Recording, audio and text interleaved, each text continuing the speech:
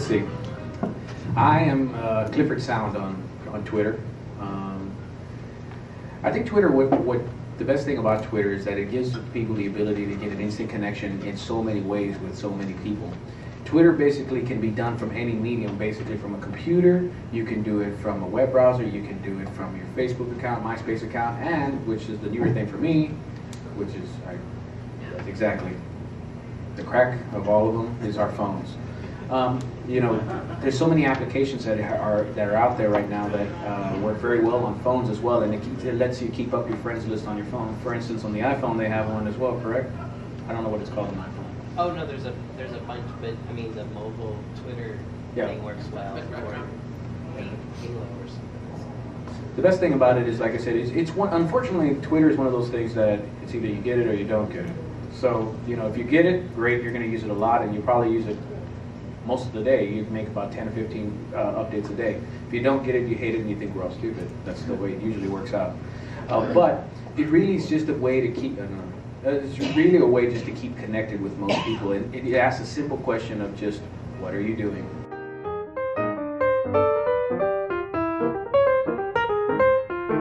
So Facebook helps a lot. My brother, he's in the Air Force in Japan right now, so it helps us to keep in touch, you know, as much as possible, seeing as how we can't really talk on a day-to-day basis as far as like sending messages and just writing on walls and things like that. It helps a lot. As far as Twitter goes, Twitter is my personal diary. I pretty much any and everything that I think, random thoughts, rude thoughts, nice thoughts, happy thoughts, whatever, all goes on Twitter. And it's because I'm vain enough to think that people actually care what I think. I use social networks to help find friends that I haven't seen in a while. And actually the last time I was looking for my first love, and I went on Facebook and tried to find him. Several times I couldn't find him. And then finally I looked, I saw him, and we actually were able to make contact. And it was nice just seeing what he was doing.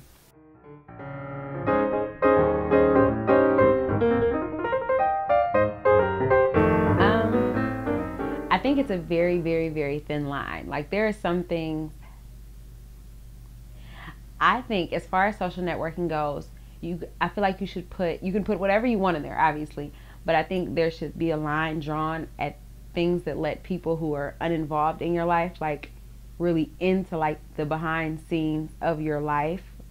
I don't know if that makes sense. Like it's such a thin line that it's kind of hard, I guess, to differentiate what you should and or shouldn't put on there.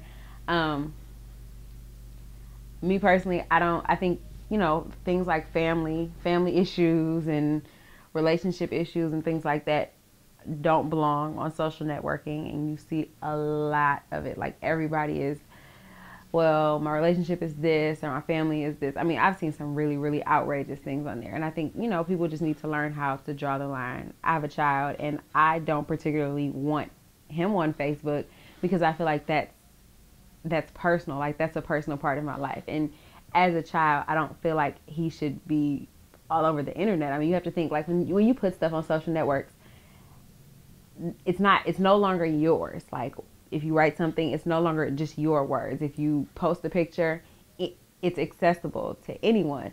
So I think when you go by those guidelines, I wouldn't put up anything that I don't want the whole entire world to know or to see. Does that make sense?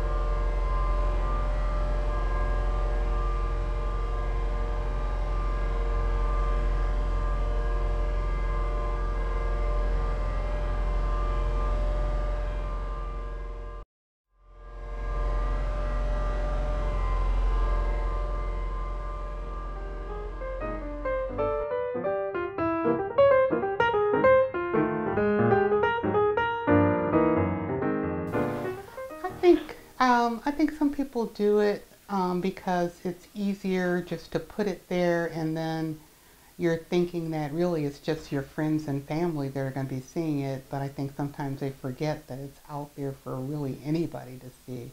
So it's kind of a easy way to keep people updated. I think it's like the new generation way. You don't have to really talk. You can just like go onto your Twitter or whatever and Facebook and put information there. I think the things that always shock me are the family issues that people put on there. I've seen statuses like, I hate my mother, or, you know, my aunt stole from me, or, you know, stuff like that. Things that just don't belong on Facebook, because that is nobody's business but yourself. The whole baby mama, baby daddy drama is always absolutely ridiculous. Some of the things that they say about each other on Facebook. And once again, I don't think people take into account that those are no longer just your words. Like, if you exchange them between you and another person, it's between you and that person, unless someone decides to go say something. When you post it to Facebook, literally, like, you just told millions of people, I hate my mother. Like, that's no longer a private conversation. Like, I don't understand how people can just continue to just like put stuff on there of that nature, knowing like you can't get rid of stuff like that. You know what I mean? Yeah, I think social networks are being used a lot more today than they were before, because I think it's a very easy and impersonal way to communicate. For example, a couple of ladies that are my age that have sons in their early 20s, we were all sharing that we can call our children, they won't answer, you leave a message, they don't call you back, but if you text them or leave a message on Facebook, they get right back to you.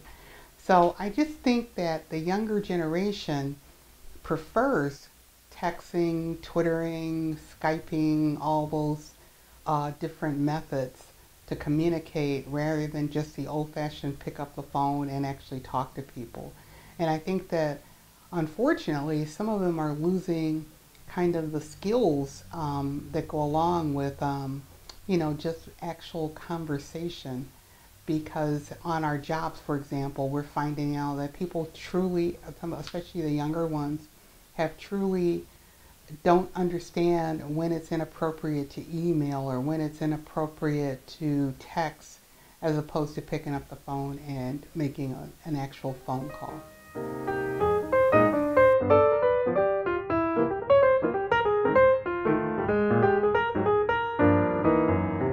The craziest thing that I've ever seen or heard of with Facebook is one of my neighbors is the same age as one of my youngest son, and he saw her Facebook page in which she revealed that she was a lesbian, and he shared that information with his older brother, and his older brother went and told this young lady's family, and of course they were horrified because they never realized that she was gay. So it's like, what a way to find out through Facebook.